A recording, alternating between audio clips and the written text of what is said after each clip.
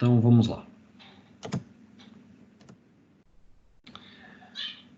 Para falar de eletricidade, né, é necessário um breve histórico, né? Eu digo breve mesmo, apenas alguns fatos que serão mencionados. Afinal de contas, para nós podermos entender os assuntos mais adiante, nós temos que entender as partes mais elementares da matéria, né? Então, esse Thomson aí, ele tinha descoberto o elétron. E aí, tudo que tem carga, né, aquilo que você, vamos pôr assim, toma um choque, existe uma carga elétrica. E a carga do elétron, no sistema internacional, tem esse valor, 1,6 vezes 10 a menos 19 coulombs. Tá? Nós já vamos ver com mais profundidade o que é essa unidade. Por enquanto, como eu falei, o nosso histórico vai nos proporcionar, vai nos permitir entendermos os assuntos mais adiante. Então, a gente sabe que o elétron ele tem uma carga. Só que a pergunta é a seguinte: a matéria é neutra. Qualquer coisa que você toque, né, claro, tirando algumas situações de eletricidade estática, se você tocar aí no seu celular, no seu computador, uma folha de papel, ela é neutra, você não toma choque. E aí, como é que fica essa situação? Existem cargas elétricas, mas não tomamos choque. Então, uma outra contribuição do Rutherford, ele tinha descoberto o núcleo. E ali no núcleo é que tinham as cargas positivas. Então, o negativo que tinha sido descoberto e o positivo anulavam-se, e isso fazia com que a matéria ficasse neutra. Então, começaram a vir as explicações dos porquês, né, das perguntas que eram feitas. Bom, então vamos ver quanto é a carga de cada um deles. Então, essa letra Q, que vai ser a nossa variável para indicar quantidade de carga, né? Quantidade do próton, então, é o mais E, ele tem um sinal positivo. É 1,6 vezes 10 a menos 19 coulombs, enquanto que a carga elétrica do próton é o menos E, ou seja, é idêntico o valor numérico, apenas com um sinal trocado, né? Então já ficou claro que o próton ele tem carga positiva e o elétron a carga negativa.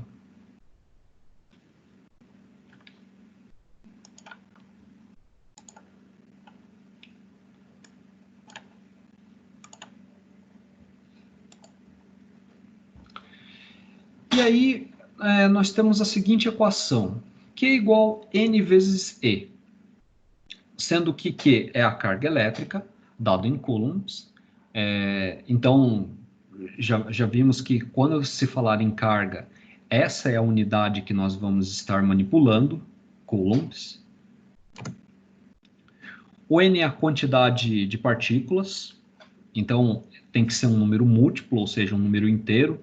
Não existe meia partícula, 3/4 de partícula, né? A partícula ela não é fracionável. Então aqui N é a nossa quantidade de partículas. Quantas partículas passam, por exemplo, num fio condutor? É um número inteiro. E E, como já vimos, né, é a carga elementar que tem aquele valor que acabamos de ver, 1,6 vezes 10 a menos 19 coulombs.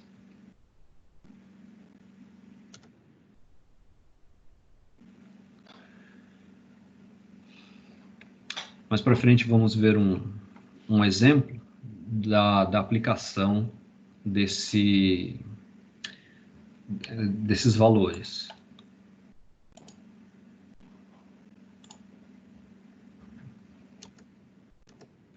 Aqui o exemplo. Tá. Quantos elétrons ou prótons, né, correspondem a uma carga elétrica de módulo 1 coulomb? Bom, primeiro, o que é módulo, né? Módulo, matematicamente falando, é quando você não importa com o sinal do valor, se é positivo ou negativo. Como nós vimos no slide anterior, elétrons e prótons, eles são numericamente idênticos com relação ao valor. A única coisa que os diferem é o sinal positivo ou negativo. Então ele está perguntando aqui, se você juntar lá uma quantidade de elétrons ou de prótons, quantos você precisa juntar para dar 1 coulomb? Então, vamos lá. Vamos fazer o nosso levantamento das variáveis, que é igual a 1 coulomb. N é o valor que nós queremos descobrir. E E é a carga do elétron, que esse é um valor que nós temos que andar com ele memorizado, né? Assim, passo no exercício e tal. Mas numa situação do dia a dia, isso é uma coisa assim tão corriqueira que ele acaba sendo um número que ele é muito usado. Bom, partamos então da nossa equação, que é igual a n vezes z. Nós queremos o n, então vamos isolá-lo. Passo o e dividindo, então ele vai lá para o denominador. Então agora é só substituir os valores. A carga é 1 coulomb, dividido por 1,6 vezes 10 a menos 19. E aí nós temos aproximadamente, devia ter colocado o sinal de aproximadamente, não de igual, né? 6,25 vezes 10 a 18 partículas. De novo, elétrons ou prótons. Então, todo mundo consegue ver, né? É o número 6 seguido de mais 18 zeros. É realmente um número expressivo, né? Foi por isso que eu disse, então, que é um número múltiplo. Vai dar toda essa quantidade de partícula para conseguir dar 1 coulomb. Bom, já dá para ver que 1 coulomb é muita coisa, né? Você vai precisar de um armazenador de cargas elétricas imenso para conseguir tantas partículas, né? O que eu quero dizer é que tem os elementos elétricos, né, chamados capacitores, que eles sim são os armazenadores de carga elétrica. E se vocês repararem, né, no número que eles carregam, é sempre um valor muito pequeno. 10 nanocoulombs, valores pequenos, tá? Vamos ver isso mais para frente. Qualquer dúvida, pessoal, por favor, interrompam e façam os seus questionamentos.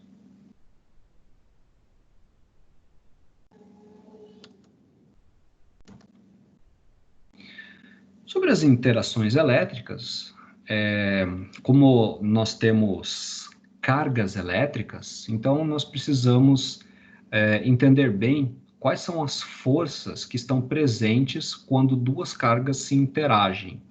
Então, se nós temos uma carga positiva e uma negativa, tá representado assim o positivo um pouco maior, né? Porque não mencionei lá na parte histórica. Apesar deles terem o mesmo valor, diferindo apenas o sinal positivo e negativo, o núcleo ele é quase 2.000 vezes maior do que o elétron. Então, por isso que ele está desenhado um pouco maior. Tá? Mas no final das contas, as forças que cada um deles contribui é idêntica. Então, se nós temos positivo e negativo, nós temos atração. Eles se atraem. Né? Então, assim, tem dois diferentes da atração. É o tal dos opostos se atraem, né? O clichê aí que nós ouvimos constantemente. Se temos duas cargas positivas, elas se repelem. Assim como, se nós temos duas cargas negativas, elas também se repelem.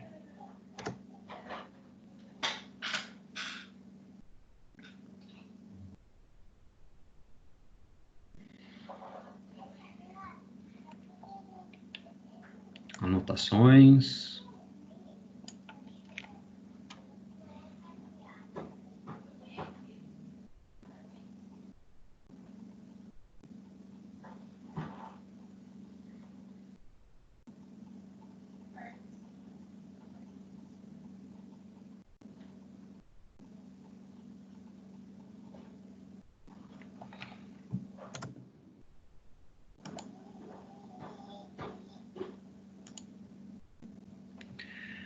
Ordem de grandeza, eu coloquei essa parte aqui pelo seguinte, né? Apesar disso ser, acredito que é de conhecimento de muitos, eu estou reforçando a necessidade de saber muito bem isso daqui. Por quê? Como nós estamos trabalhando com números... como a eletricidade envolve números muito pequenos, né, como coulombs, por exemplo, ou números muito grandes, como a quantidade de partículas, então há uma grande propensão de você errar na hora de digitar a quantidade de zeros, né? Pense naquela situação ali que você precisou colocar 1,6 vezes 10 a menos 19. Você teria que colocar 0,00000 lá na frente 16, né? 1,6. Então, eu acho extremamente conveniente alertá-los sobre esse problema, tá? Então, nós temos aqui tera, que vocês podem ver que isso é muito comum em termos de armazenamento em discos rígidos, né? HD de 1 terabyte, 2 terabytes. Então, ele tem 10 a 12 bytes. Gigabytes, que é a frequência com que um computador trabalha, né? Um i7 de 2.5 GHz. Tantos mega ocupam um arquivo, ou tantos kilobytes. Tinha que tacar minúsculo, mas o corretor mudou. É a única letra em que, sendo maior que a unidade, né, ela é minúscula. Aí nós temos a unidade, né, como falei. Temos o mili, 10 a menos 3. O micro, 10 a menos 1, menos 6. O nano, que é o 10 a menos 9. E o pico, que é 10 a menos 12. Tá? Não tem aqui o 10 a menos 19. Mas, aonde eu quero chegar? Que na hora de usar a calculadora, aqui você tem que saber muito bem como você faz a entrada de dados. Tá? Aonde que você tem que tomar o devido cuidado? Nessa tecla aqui, ó, o ESP, que diz assim, isso daqui é 10 elevado a tal número. Tá? Então, você vai colocar, por exemplo, 1,6. Você vai colocar 1,6 ESP menos 19. Galera, aqui outro fato importante, né? Vai aparecer expoente negativo. Não é para usar essa tecla. Essa tecla aqui é subtração. Então, se você precisar de colocar o expoente negativo, é aqui que você deve usar, tá? Então, 1,6 ESP menos 19. Então você acabou de colocar a carga do elétron como entrada de dados da calculadora, tá? Então, eis aí um alerta que eu quero muita atenção, por favor.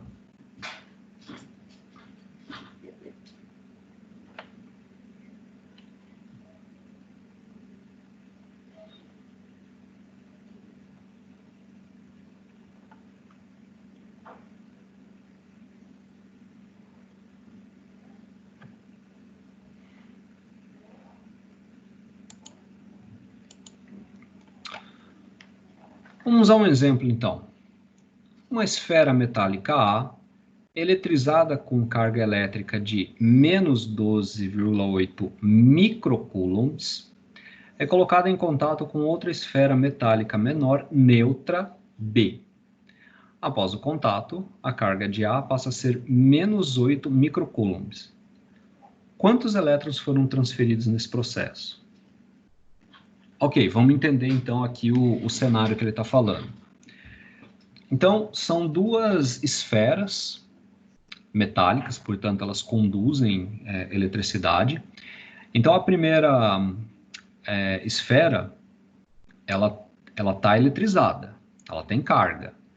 Menos 12,8 microcoulombs é a sua carga. A outra esfera, ela está neutra. Ou seja, a quantidade de elétrons e prótons são iguais, isso dá carga zero. Aí, nós colocamos uma em contato com a outra. Como é metálico, então vai ter um fluxo de cargas passando de um para outro. Então, ele quis dizer que depois do contato, aquele que tinha menos 12,8 passou a ser menos 8 microcoulombs. Tá, e quantos elétrons foram transferidos nesse processo? Ou seja, passaram para a esfera B?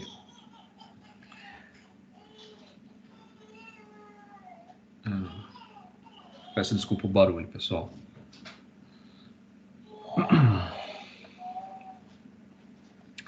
Vamos continuar. Bom, a solução desse problema é o seguinte.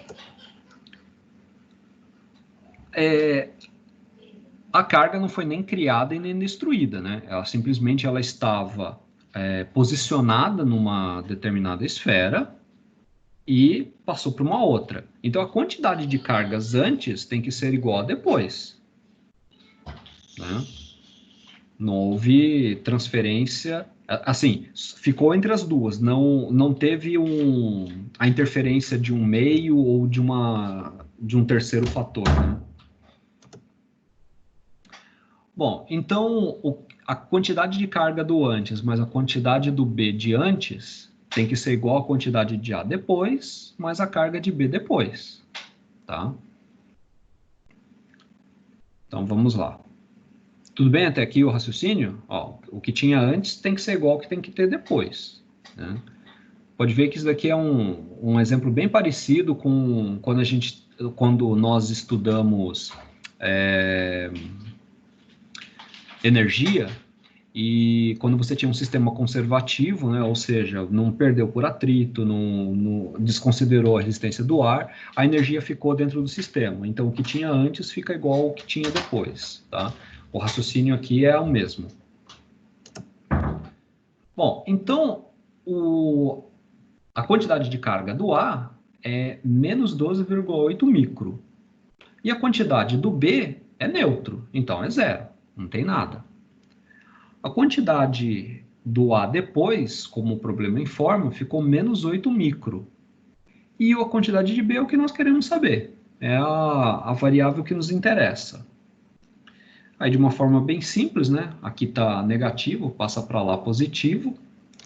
Então, a quantidade de carga do B vai ficar menos 4,8 microcoulombs. Como falei para vocês, né, os coulombs sempre são uns valores realmente bem pequenos. É o normal de você ver aí em qualquer... no dia a dia, né? Bom, essa é a carga, então, que ficou a carga na esfera B. O problema não termina aqui, né? Ele quer saber quantos elétrons foram transferidos nesse processo. Tá? Então, o que nós temos que fazer? Se nós temos a carga e nós sabemos o valor da carga elementar, o valor de cada elétron, então agora fica fácil saber a quantidade de partículas, né? Ou seja, de elétrons que nós precisamos descobrir. Então, de novo, vou isolar a variável n, né? Passo ali dividindo. A nossa carga nós já temos, menos 4,8. A quantidade de elétrons nós também já temos. Olha lá, menos 4,8 microcoulombs, dividido por menos 1,6 vezes 10 a menos 19. O sinal negativo aqui é porque ele está nesse... aqui. Por causa desse sinal aqui, né? Que é negativo. Então, ele está aqui. E esse sinal negativo aqui é porque é a carga elementar do elétron. Negativo com negativo dá positivo, então nós temos um número de partículas que é positivo. Fazendo essa conta, nós temos 3 vezes 10 a 13 elétrons. Pessoal, o que eu vou pedir para vocês? Faça a entrada de dados na calculadora, que eu quero saber se você chega nesse valor. É de extrema importância saber fazer a entrada de dados. Tá? Vamos lá, um minutinho aí para fazer essa tarefa.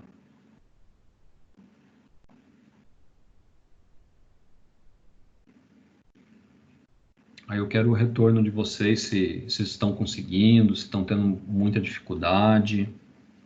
Mas, por favor, façam esse pedido.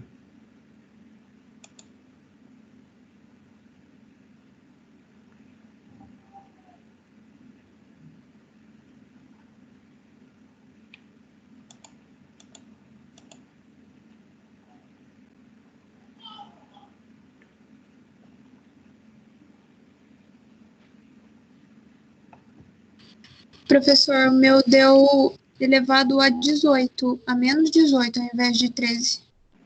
Ah, com quem estou falando? Samantha? Isso. Ah, tá. Não, perfeito. É por isso mesmo que eu falei, ó, vamos ver o que está acontecendo. Ó, provavelmente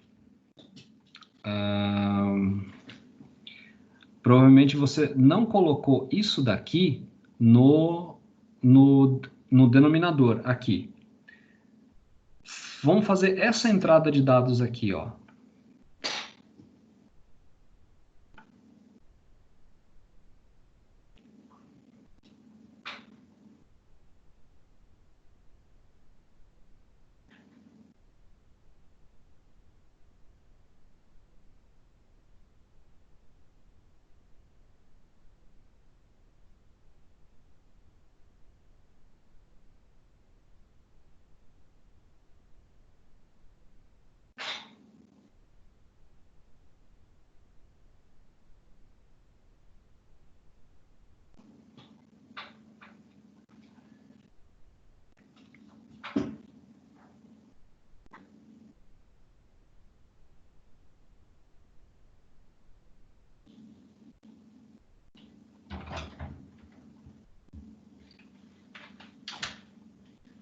Agora deu. Ótimo. Os demais, por gentileza, todo mundo depois que fez essa entrada de dados conseguiu? O meu deu certo, senhor. O que eu... Jóia. O que eu quero, então, alertá-los, tá? Pessoal, se não colocar esse parênteses, a máquina vai entender que só 1,6 está sendo dividido. E esse 10 a menos 19, você está multiplicando. A máquina está entendendo que você não colocou isso aqui, e você fez isso aqui, ó, vezes 10 a menos 19. Então, a máquina passou a entender que você colocou isso aqui no numerador. Quando você coloca o parênteses, você está dizendo, ó, tudo isso daqui tem que estar no denominador, tem que estar junto. Ô, professor, Pois não. por que o menos 4,8 fica elevado a menos 6 ali? Então, por causa desse símbolo aqui, ó, micro, né? Olha só. Deixa eu apontar ele aqui. Ele veio... Peraí, deixa eu ver quem entrou. Tá. O menos 4,8 micro veio desse cálculo, né? Então você tem que considerá-lo na hora de trazer para cá. Ele está perguntando qual que é a carga. Então você não pode desprezar esse fator aqui, ó. E isso daqui lá naquela tabela de grandezas que eu mostrei para vocês, né, de notações científicas, equivale a 10 a menos 6. Tá? Ah, sim, entendi então. Obrigado. Tudo bem? Joia. Beleza, pessoal, perguntem, ó. Os dois fizeram o certo. Olha, eu não entendi. Então pergunte. Melhor coisa que pode ser feita. Muito bem. Professor, Pois não. pergunta. Professor, então sempre que tiver o micro. Opa, Pois não? Não finaliza a pergunta? sempre que tiver o micro, tem que colocar o menos 6 de Sim. elevado ao menos 6? Exato, né? Lá naquela tabela, como eu sempre disponibilizo aí o slide para vocês, vocês vão poder conferir, né? Que eu coloquei o símbolo e o seu significado. Então, de novo, né? Se você tivesse que fazer isso daqui, ó, 4,8 vezes 10 a menos 6, você teria que fazer 0,0000. Deixa eu ver, 1, 2, 3, 4, 5, aqui. Isso daqui dá muita propensão a erro, né? Isso aqui, um zero errado pode afundar completamente o resultado que está sendo buscado, né? Então, isso daqui garante que a quantidade de zeros que você tem que entrar na calculadora é a mais correta, tá? Então, não esqueçam, é muito relevante a ordem de grandeza. Se esquecer esse símbolo aqui, você está dividindo por um valor 1 milhão de vezes maior. Tá? Então, notação científica é importante por isso. Evita o erro de digitação e faz você ser mais certeiro, né, na hora de empregar os seus dados.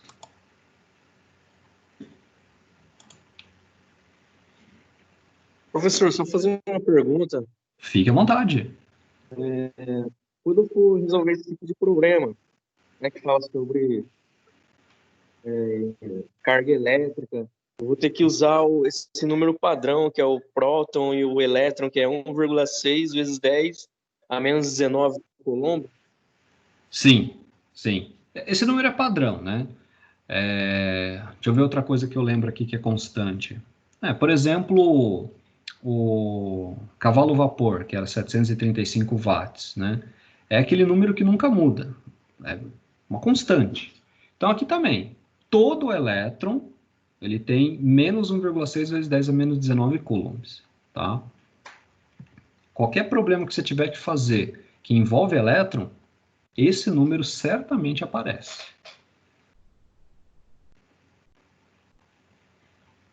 Ok. Beleza, gente. Tá? Tô gostando. Muita interação, conversa para pegar absorver o conteúdo. Estão mandando bem.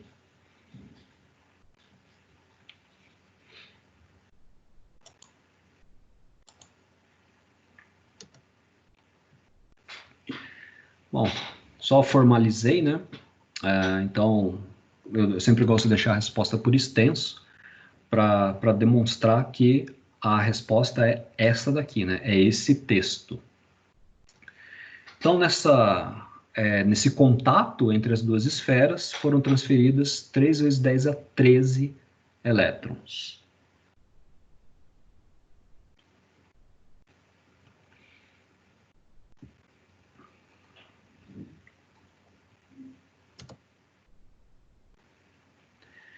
Além da eletrização por contato, nós temos a eletrização por indução. Primeiro, nós temos que ver dois termos para nós entendermos bem o cenário que nós vamos estudar. Então, indutor é aquele corpo que tem carga. E o induzido é o corpo que ainda não tem carga. Tá? Então, vamos ver uma situação aqui. Ó. Você tem duas esferas, sendo que A ela tá neutra e B está eletrizada negativamente. Ou seja, vamos acompanhar pelo desenho, fica mais fácil, né? Significa, então, que a esfera B, se você for medir, eu não sei o valor dela, numericamente, qual é a quantidade de coulombs que ela tem, mas eu sei que é negativo, porque ela tem cargas negativas. Esse corpo aqui, essa esfera, ela está neutra. Neutro porque a mesma quantidade de elétrons é a mesma quantidade de prótons. Então, isso torna a matéria neutra. Então, agora eu vou fazer o seguinte. Quando eu aproximo o indutor do induzido, acaba acontecendo essa separação de cargas elétricas. Fácil de explicar, né? Se aqui está negativo, quem vai se sentir atraído por ele? O positivo, né? Nós vimos no slide, há poucos slides atrás, né? Então ele se sente atraído, o positivo fica mais próximo a ele, enquanto as cargas negativas migram para o lado oposto dessa esfera. Aí você coloca um aterramento, né? Simplesmente você coloca um fio condutor ligado na Terra. E aí a Terra, como ela é um depósito de elétrons, naturalmente os elétrons eles vão para esse aterramento, tá? É por isso que nas casas, quando bem construída, né? Infelizmente nem sempre a norma é respeitada, mas por que tem que ter o aterramento na casa? Qualquer descarga elétrica que seja em excesso vai para o terra e não para o equipamento. É isso que salva muitos equipamentos. Então, aqui eu tirei o fio terra e agora eu afasto o indutor. O que vai acontecer aqui na carga A? Ela que estava inicialmente neutra, agora ela tem uma carga com sinal oposto ao do indutor. Então, o induzido ficou com carga oposta ao indutor. O indutor chegou com carga negativa, o induzido ficou agora com carga positiva. E o que deve ser observado aqui? Não houve contato, apenas uma aproximação. O simples fato de se aproximar corpos eletrizados um do outro, já começa a acontecer alguma transferência, alguma ação entre as cargas. Tá?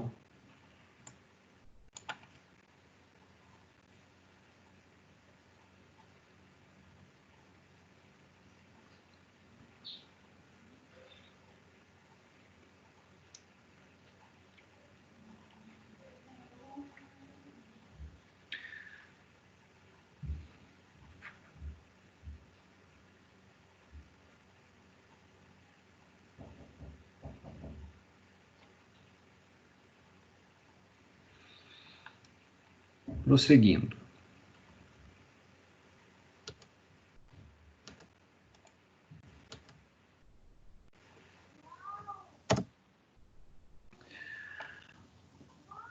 Já vimos várias manifestações de força, né? Sempre expressas em newtons, mas agora nós vamos ver a força elétrica, que foi uma descoberta e aí homenageou o nome do seu descobridor, que virou a chamada Lei de Coulomb. O enunciado dessa Lei de Coulomb é isso daqui, né? A intensidade da força elétrica é diretamente proporcional às intensidades das cargas elétricas envolvidas e inversamente proporcional ao quadrado da distância entre elas. Matematicamente, traduzindo isso aí, então é isso aqui. A força elétrica, ela é uma constante. Cadê meu mouse?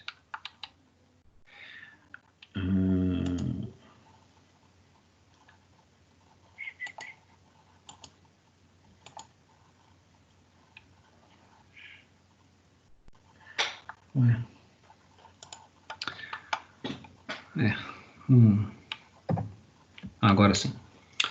A força elétrica, então, ela é assim. Fe, né, a força elétrica. K é uma constante eletrostática, ou seja, sempre que houver uma interação, há uma necessidade de colocar esse valor no meio das contas. O Q maior é carga 1 e o Q menor é carga 2, tá? Podia ser Q índice 1, Q índice 2, mas uma forma muito comum que se tem na literatura é colocar uma letra maiúscula e outra minúscula. E finalmente D, a distância entre as cargas. E aí, como vocês podem ver aqui, a distância é ao quadrado. Isso significa que quanto maior a distância entre elas, menor é a força elétrica, né? Nós acabamos de ver que existe a indução elétrica. Até uma determinada distância, as cargas elas interagem. O problema é que quando você começa a afastar demais essas cargas, aí a força é zero, né? Existe um limite para essas cargas interagirem.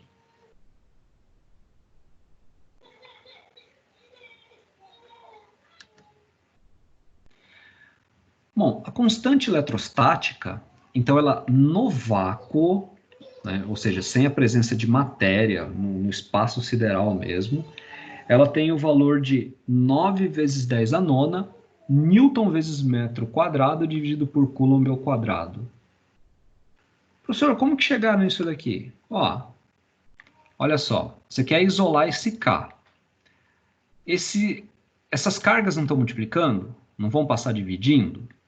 Então, o que você tem? A força você sabe que está em Newton, né? As cargas estão dividindo, aliás, as cargas estão multiplicando, passa dividindo, Coulomb vezes Coulomb, Coulomb ao quadrado. A distância no sistema métrico internacional não é metro, então aqui é metro ao quadrado. Você está dividindo, como passa para o outro lado? Multiplicando.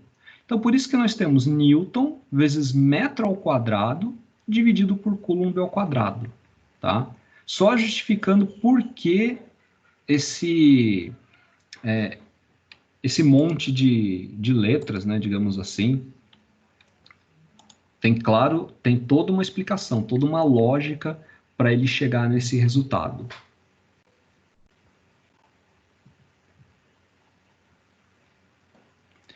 E é claro, né, essa distância ela varia muito no meio que ela está. Se é o vácuo, se tem a resistência do ar, se é dentro da água. Então, para cada situação existe a sua constante elétrica, tá?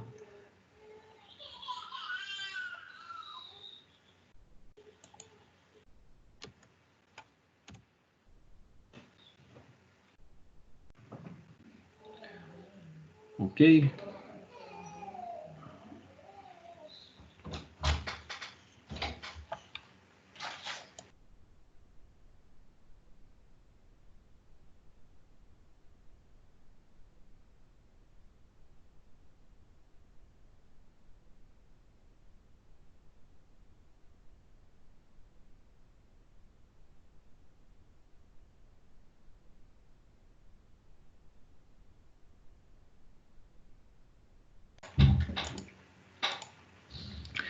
Vamos para um exemplo, então, da teoria que acabamos de ver.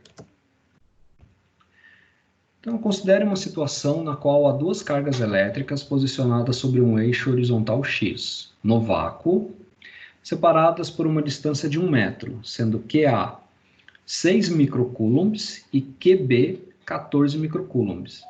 Dentre as cargas foi colocado um elétron a 40 centímetros da carga A. Determine as características do vetor aceleração adquirido pelo elétron. Considerem a massa do elétron 9,1 vezes 10 a menos 31 quilos. Faltou colocar aqui sobrescrito.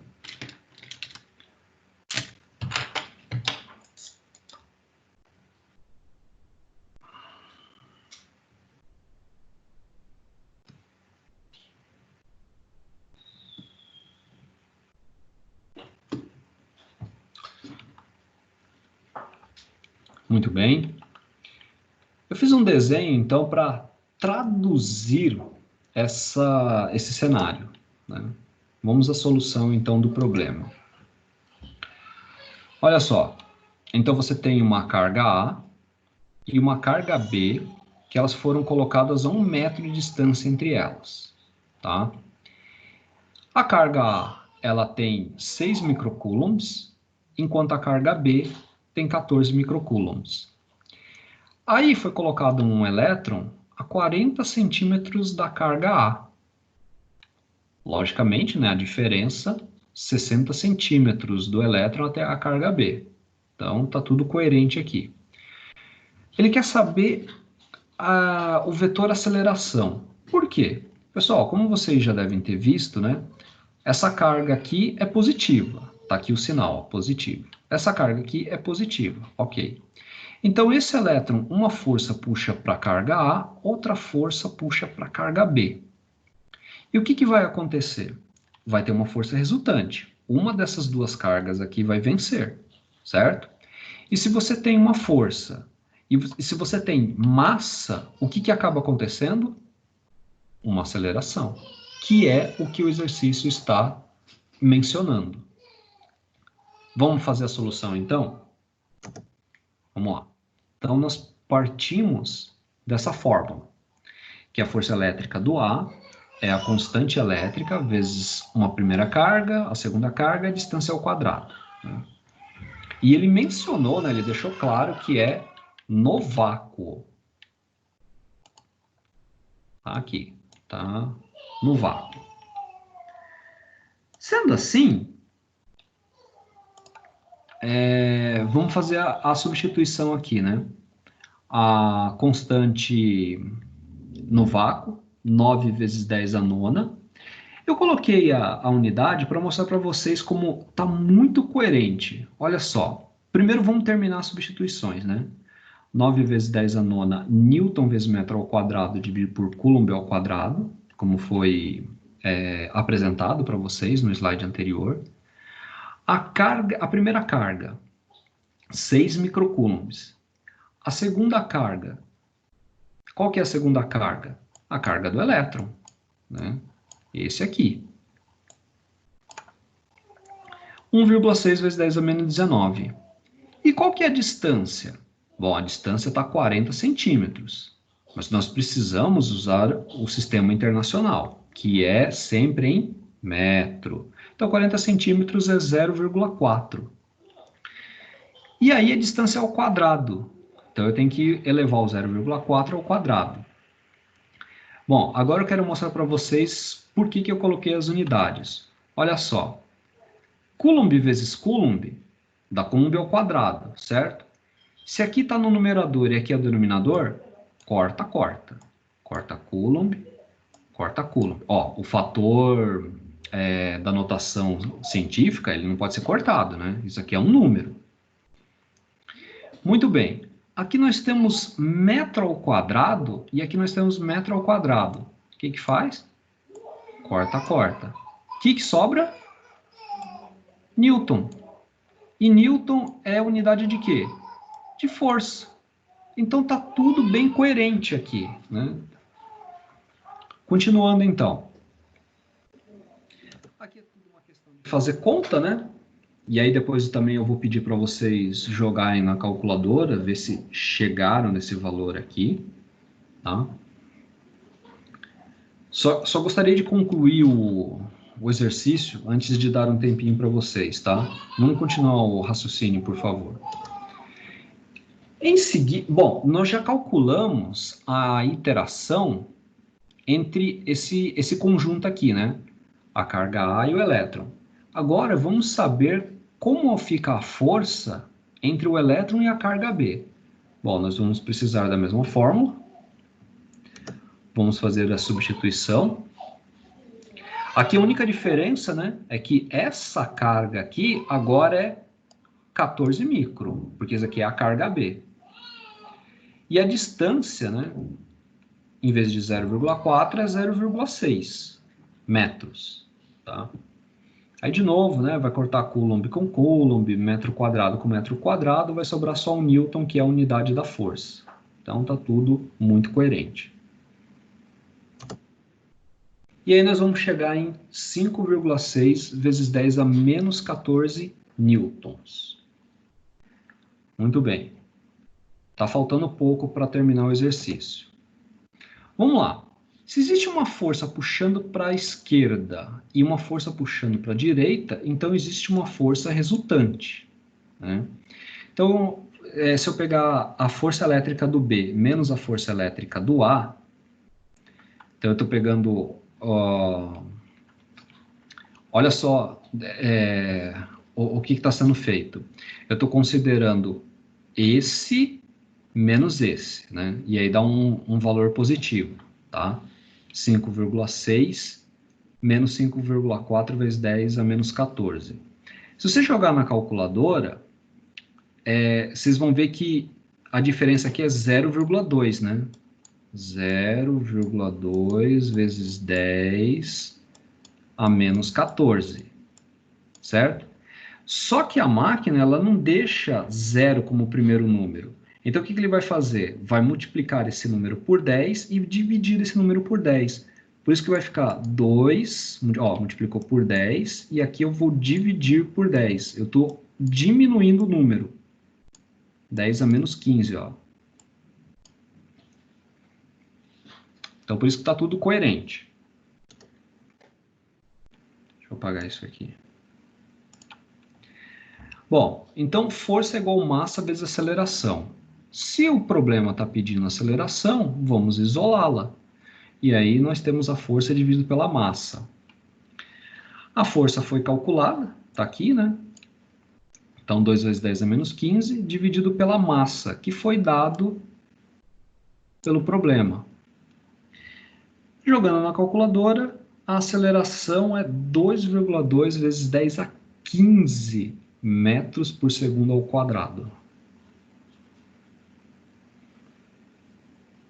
É muita aceleração. Realmente só em mundo subatômico para conseguir esses resultados, né?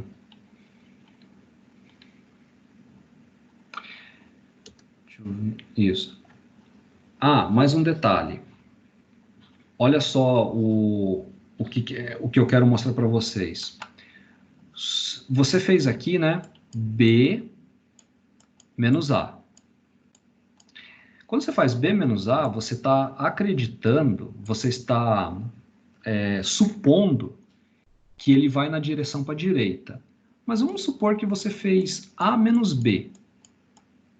Tá? Então você está supondo que ele está indo para a esquerda, certo? A força de A menos a força de B, você está supondo que ele está indo para a esquerda. Vocês concordam que aqui ia ser 5,4 menos 5,6? Ia dar um valor negativo aqui? Menos 2 vezes 10 a menos 15? Ia dar o mesmo valor, só que negativo. Aqui ia estar um valor negativo, e aí a aceleração ia ser negativa. Tá, como você interpreta um valor negativo? Significa que o sentido que você estimou inicialmente está errado. Significa que ele é inverso ao que você estimou. O que mostra mais uma vez que a partícula vai no sentido para direita. Essa última parte ficou clara?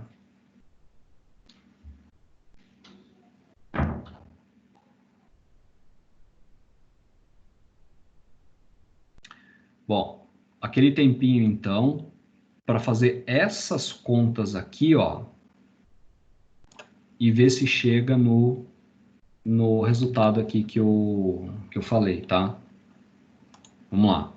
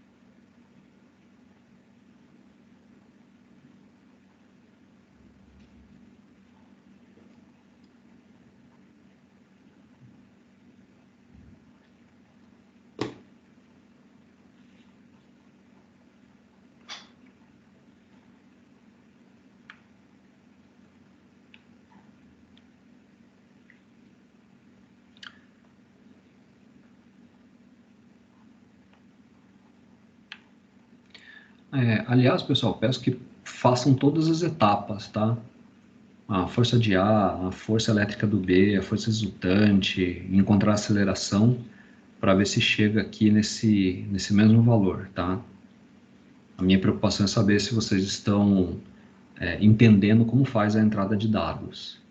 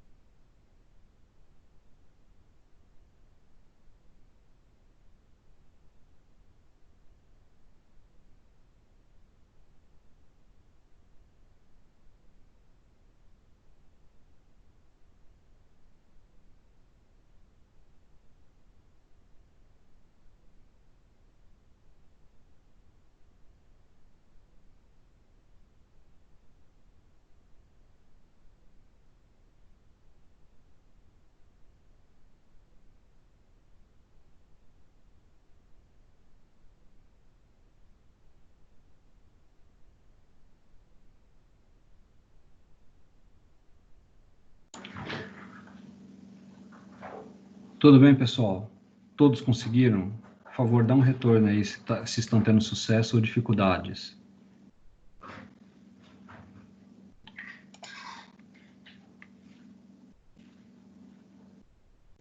Professor, Consegui aqui sim, professor.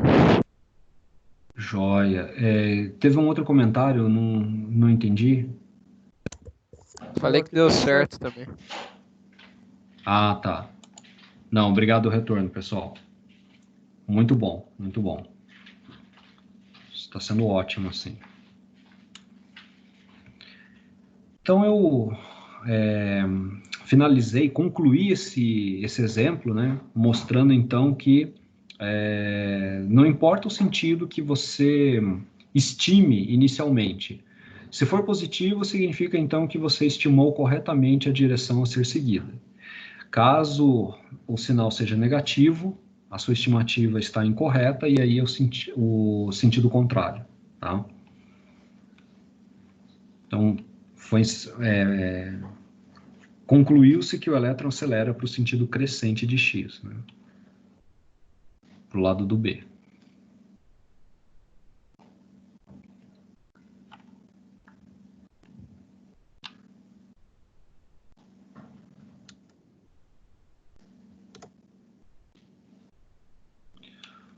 Olha, já chegamos no nosso exercício.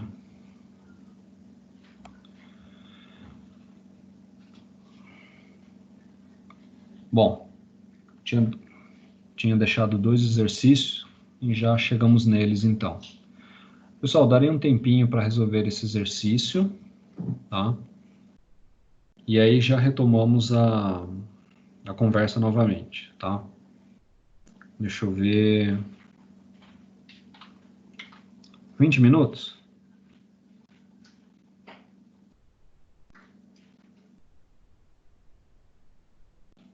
Vamos lá, 20 minutos para resolver esse exercício aí.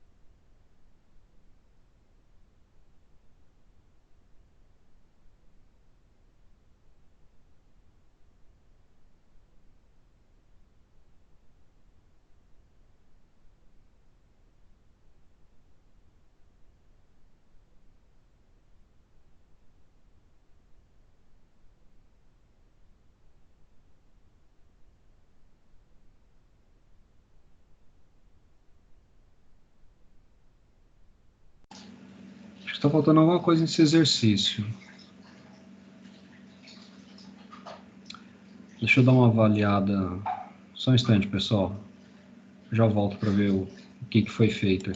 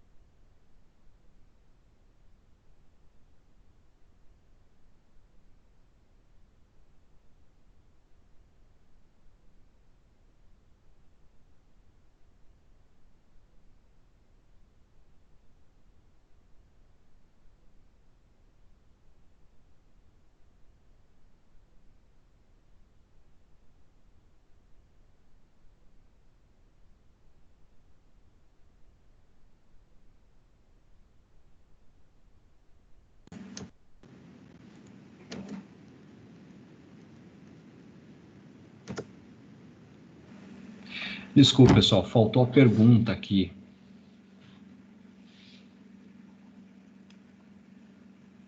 Então, vamos reiniciar essa contagem aqui.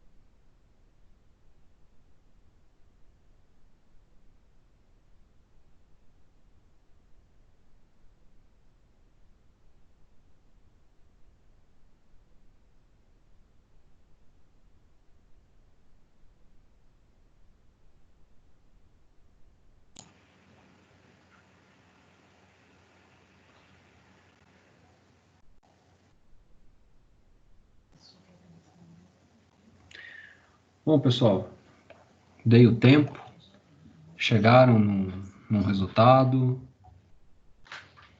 Aqui deu 4,35 vezes 10 a menos 16. Opa, beleza. Mais alguém? Só temos um resultado? Bom, vamos para a solução então. Antes de mais nada, né? Deixa eu comentar aqui.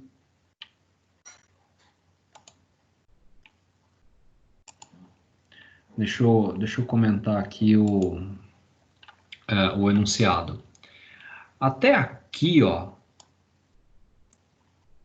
é puro texto que não interfere nos nossos cálculos, né? Aqui o que ele está querendo dizer é o seguinte,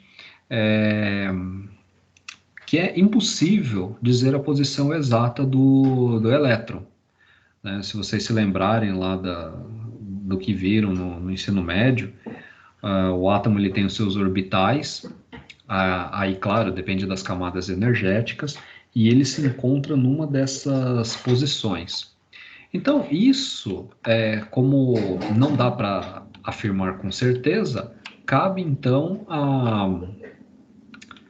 a física probabilística fazer uma distribuição de probabilidades. Bom, dali em diante, aí sim, nós temos dados essenciais para o nosso problema. Então, vamos considerar o átomo de hidrogênio, afinal ele só tem um único próton e um único elétron, portanto não tem interferência de outras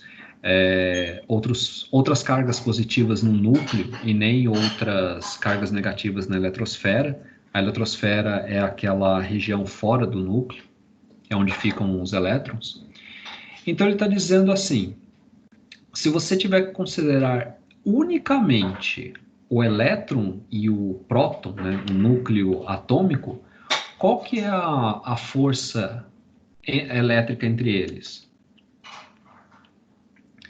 Então, fiz um esquemático aqui, né? Você tem um elétron, que ele é muito menor que o núcleo, ele tem carga negativa e o núcleo é carga positiva, e eles estão separados de uma certa distância, né?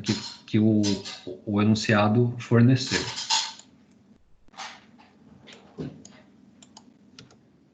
Então, nós começamos com essa fórmula, né? Que já tem nos acompanhado, e vamos fazer as substituições. O K foi fornecido, isso porque ele fala que é no vácuo. Ele fala...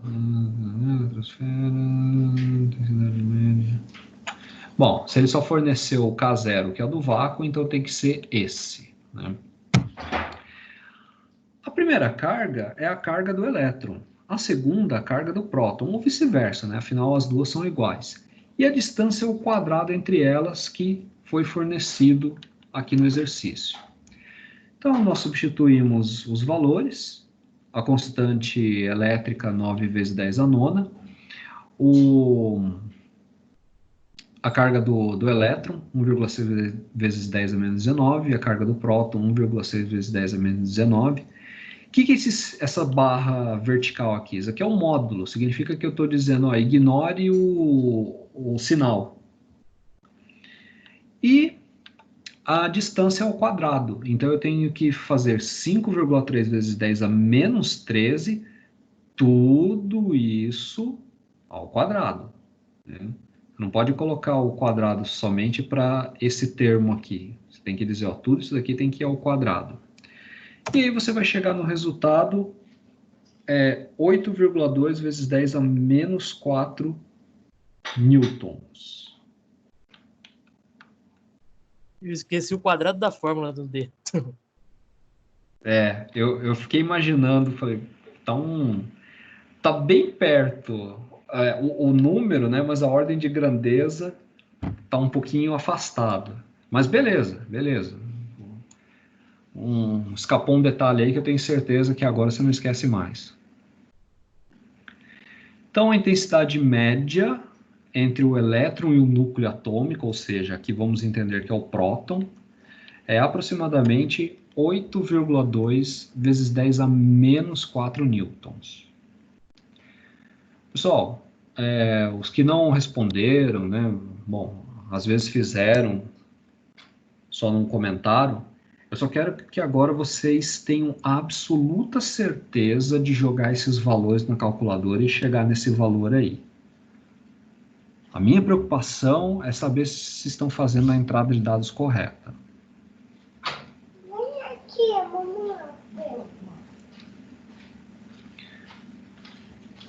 Vamos dar um minuto Professor, aí. falou que deu certo. Eu só não consegui fazer a conta por esquecer de um detalhe também. Qual? Qual detalhe? Eu tava ignorando um dos valores do elétrico. Tá colocando um. Como eu olhei o exercício anterior, que tinha o do micron, eu acabei ignorando um. Aí eu pulei aí e não rebater mesmo. Ah, tá. É porque essa fórmula, né, ela sempre diz respeito a duas cargas. Afinal, o D significa a distância entre elas. Então, tem que ter no mínimo duas. Então, o enunciado aqui está falando, né? Uma carga é o elétron, outra é o núcleo atômico. Então, os dois ia ser 1,6 vezes 10 a menos 19. Né? Uma outra forma que daria para resolver esse problema, né? Seria escrever 1,6 vezes 10 a menos 19, tudo isso ao quadrado. Então, eu estou fazendo 1,6 vezes 10 a 19 vezes 1,6 vezes 10 a 19. Né? Nós podemos também fazer dessa forma, desde que você saiba, né, que a carga de um é igual à carga do outro.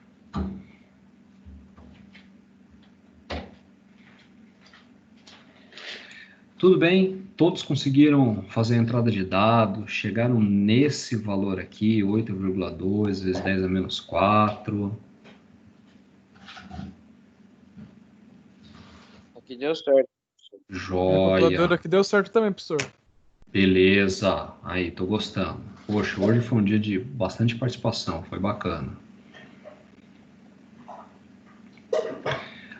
Um último exercício, então, e aí nós vamos encerrar hoje.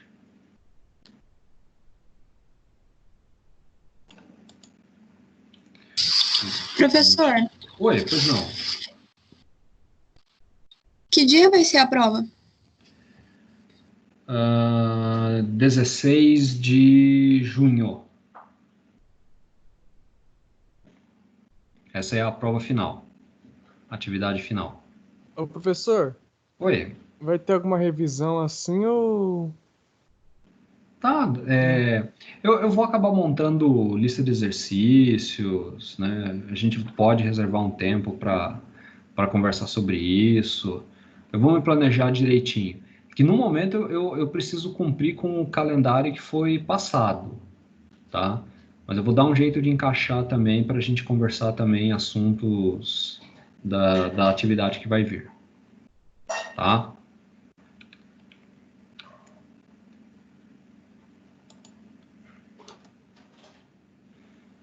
Então, o último exercício de hoje aqui.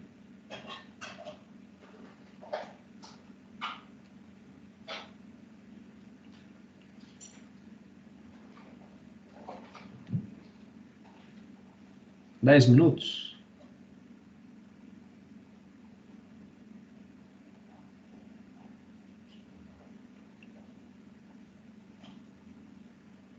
Essa é só para ler e responder, professor? Isso. Você analisa aí as afirmativas, vê certo ou errado e vê com qual das 5 alternativas ela se encaixa.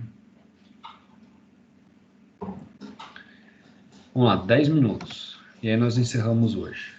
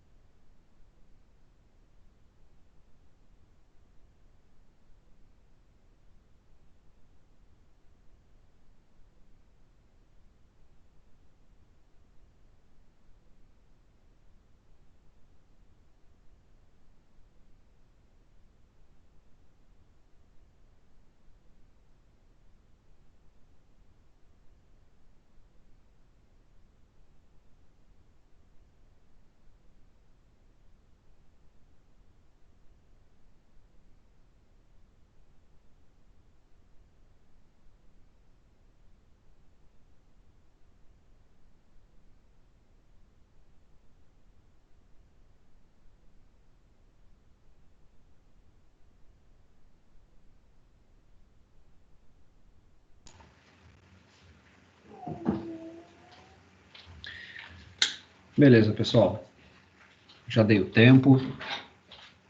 Quero ouvir aí o que escolheram. Alternativas? D. D. Mais alguém? Eu vou na professor. Desculpe, não ouvi a sua escolha. Alternativa D. D. Então já temos 2 votos para D. Alternativa D. 3 votos. Mais alguém? Cadê a participação, pessoal? Vamos lá. Acho que só a 2 está correta também. Joia. Gostei. Gostei do que eu vi. Bom, vamos para a solução então. Vou deixar aqui do lado as alternativas, né? E vamos analisar uma a uma. A primeira, realmente é falso, né? Quaisquer corpos, até os nêutrons, um deles tem que estar eletrizado, né? Então ele está falando ali que a eletrização por contato ocorre quando apenas tocamos quaisquer corpos e os resultados são eletrizados com cargas elétricas de mesmo sinal. Não. A2. A eletrização por indução exige que um corpo esteja eletrizado, o indutor, e a carga elétrica adquirida pelo outro corpo, o induzido, terá sempre sinal oposto ao da carga elétrica do indutor. Nós vimos isso no slide, né? É verdadeiro. Professor, Pois não. essa 1 aí eu sabia não, eu tô achando que ela era falsa porque qualquer corpo, quando você passa perto de uma televisão, quando você desliga, dá tipo aquele arrepio nos pelos da gente, assim, sabe? Aí eu falei, Ah, sim. alguma coisa a ver. Não, aí entra a parte de eletricidade estática. Deixa eu ver como isso se encaixa aqui.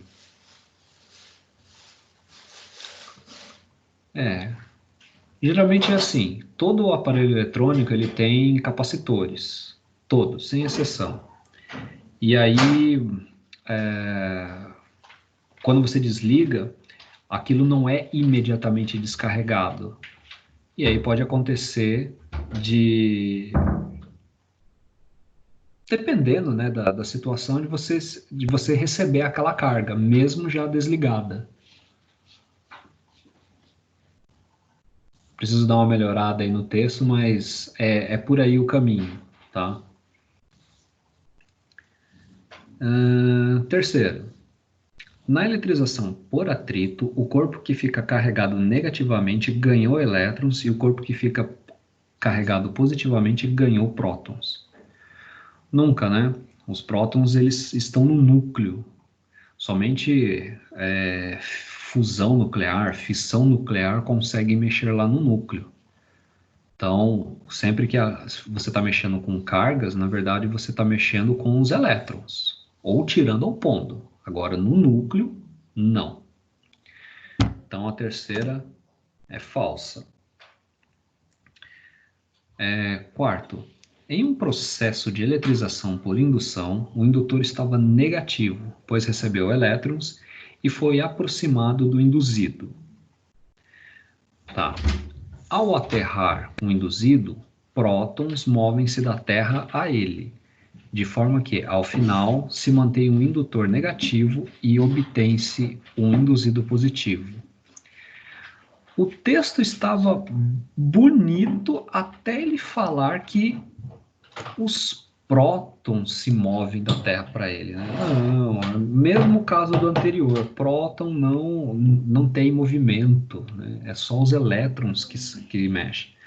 Portanto, a quarta também é falsa. Logo, a alternativa D, como muitos de vocês já disseram, apenas a afirmativa 2 está correta. Muito bom. Galera, gostei muito da participação, da aula de hoje. Achei que vocês mandaram muito bem. Eu tenho um aluno para conversar aí, né, sobre uma nota. os demais dispensados. Quem precisar também falar de nota, alguma coisa, aguarda aí no Teams que a gente vai conversando. Como adiantei, a última atividade é dia 16, nós temos aula normal na semana que vem, tá? Pessoal, obrigado então a participação de todos. Fico à disposição aí, precisando. Valeu? Uma boa noite a todos. Eu tenho que conversar com...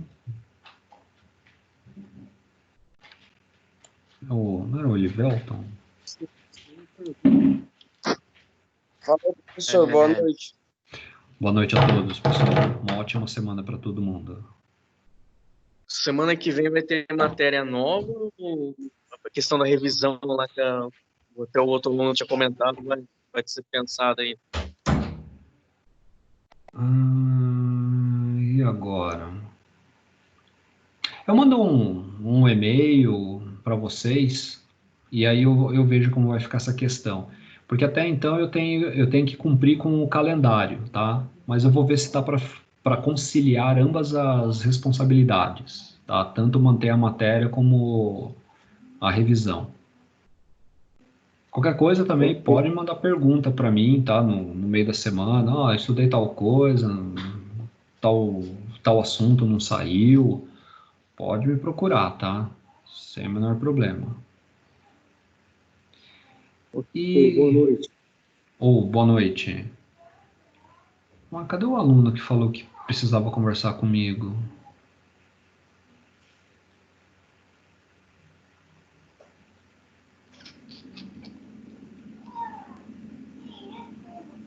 Eu já falei com você sobre aquela questão da nota, né? Lembra? Eu te chamei pelo WhatsApp. Que você falou que encaminhou, mas eu acho que não deve ter entrado mesmo no site lá a pontuação, porque eu já atingi os 2.500, né? Acho que deve ser por isso que o coordenador não deve ter conseguido colocar a nota. Aí que tá, né? Pelo que teve um aluno de uma outra matéria que ele fez uma queixa e ele tirou um print da tela e mandou para mim. Aí tinha lá uma descrição chamada atividade transversal e atividade oficial. Aí ele veio me questionar, mas por que a atividade oficial está zerada? Eu falei, não, é porque ela ainda vai acontecer. Mas você fez a atividade transversal e a sua nota foi essa. Tanto que eu tirei o print da tela onde lanço as notas e mostrei para ele. Então eu estou entendendo que realmente parece ter um limite essas atividades transversais. Então, acho que é isso mesmo. Né?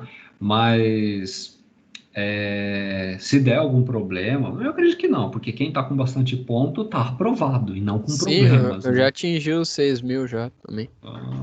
Eu já vi que tem alguns alunos aprovados, né?